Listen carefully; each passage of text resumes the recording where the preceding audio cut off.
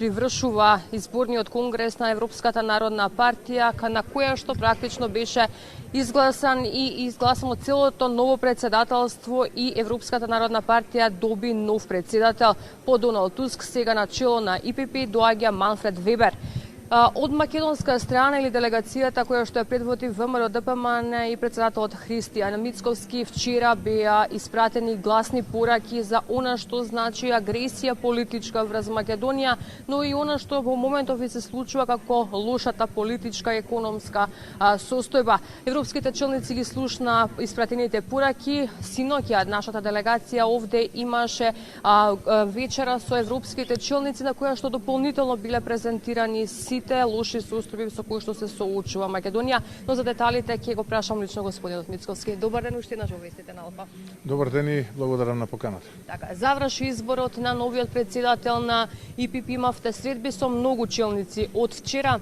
Имавте силна порака испратена од Ротердам за оно што и се случува во Македонија. Зашто конкретно синоќа бевте на вечера и разговаравте со тие челници? Да, веднаш после официјалниот дел во вториот ден на конгресот овде во Ротердам имаше европски самит практично, на кој што беа председателите на сестринските партии, меѓу нив имаше и доста премиери, нормално вице-премиери и така натаму, заедно со председателството на Европската народна партија.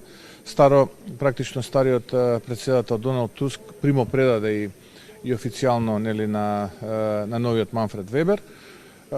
Разговаравме околу актуалностите со кои што и предизвиците со кои што се соочува европскиот континент, се соочува Европската народна партија, се разговараше за европските избори кои што следат од 2024 година, така што официјално Европската народна партија ќе ги почне тие подготовки уште од сега. Понатаму зборувавме за се потешката економска состојба во Европа. Тука би се надоврзал и со она што се случува кај нас и неразумниот потек од страна на владата да не го прифати предлог законот на ВМРО-ДПМН за продолжување на повластената даночна стапка, нешто околу прехранбените производи, нешто што е, би рекол, втора погрешна проценка од страна на владата, мислејќи дека на тој начин она го одбива ВМРО-ДПМН, покажува мускули врз ВМРО-ДПМН, а не сваќа дека на тој начин директно влие врз стандардот на граѓаните и директно задира во џебовите на граѓаните, водејќи на ваква, би рекол, помалку чудна и неразумна и неодговорна политика, мислејќи дека се свети на ВМРО-ДПМН, а така не гледа дека им се свети на граѓаните. Разговарав на Европскиот самит со неколкумина од присутните на таа вечера.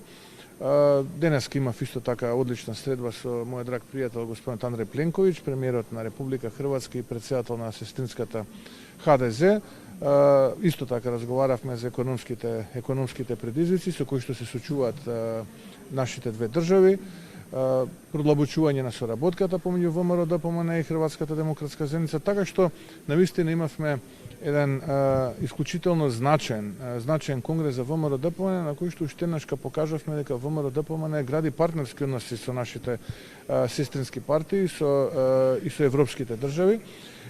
И можам да кажам дека веднаш после формирањето на новата влада која што ќе ја предводи ВМРО-ДПМН, мостовите се веќе поставени, само потребно е да таа соработка преку тие мостови биде интензивирана и мислам дека имаме исклучително големи можности за една квалитетна, за една добра перспектива и за една, би рекол, плодна соработка помеѓу ВМРО-ДПМН, а подоцна и владата која што ќе ја предводи ВМРО-ДПМН и земјите членки на Европската унија и сестринските партии кои што се дел од земјите членки на Европската унија. Господин Мицковски, ние бевме сведоци на вашата набиена агенда овде во Ротердам, бројни средби, обраќања, европските челници слушна со какви предизвици е соочена Македонија.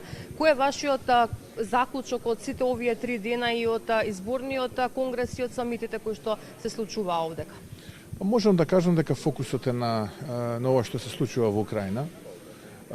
Иако ние сме премногу мали за да можеме нешто да измениме во геостратешка смисла и логично е да ги промовираме проблемите кои што се за нас важни, односно за нашите граѓани кои што се важни, а тоа е прво лошата економска состојба во државата, второ стопираниот или блокираниот, условно да кажам, европски пат за нашите граѓани и за нашата Македонија, Очигледно дека се подготвува една нова капитулација од страна на владата на Ковачевски, но не сум оптимиста дека сепак од другата страна има соодветен соговорник, иако кога би било тоа до нашата влада и до Ковачевски, мислам дека доволно е на бел лист хартија да се сето тоа потпише.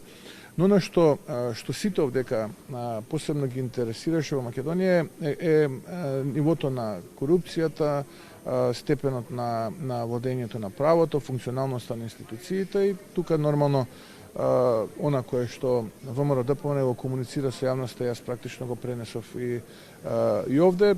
Подршка имаме, апсолутно, и тоа се гледа, но на што ме загрижува е навистина лошата економска ситуација и неможноста на владата да се справи со таа економска ситуација. Например беше енергетската капитулација, го гледавме како се пенави оној претседател на регулаторната комисија за енергетика и најавувајќи дека минимум 10% ќе бидат сметките за електрична енергија повисоки од 1 јули. Сега гледаме владата како се однесува на силнички кон граѓаните, ќе повторам, игнорирајќи го на предлогот од ВМРО ДПМН, даночната стапка, да речеме, за определени артикли да биде продолжена, да не биде укината повластената даночна стапка како што е сега тоа случајот.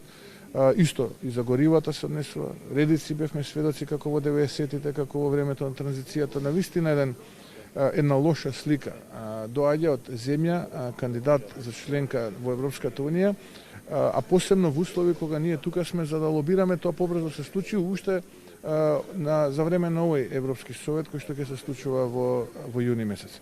Така што тоа се генералните теми со кои што се соочува ЕНП, Европската народна партија, но и она кое што е важно за нас како ВМРО ДПМН Македонија и она што е важно за граѓаните.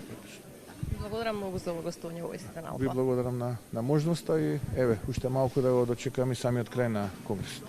Благодарам уште еднаш. Слагам, значи, со ова се одјавуваме од официјалниот дел од изборниот конгрес на Европската народна партија. Она што е јасно дека европските челници и представниците на партиите кои што се сестрински или под закрила на Европската народна партија слушна за она што значи проблем на Македонија со бугарското вето, но и за лошата политичка ситуација која што влада и во земјата. Само да потсетам дека избрано е новото председателство и на чело на Европската народна партија е избран Манфред Вебер.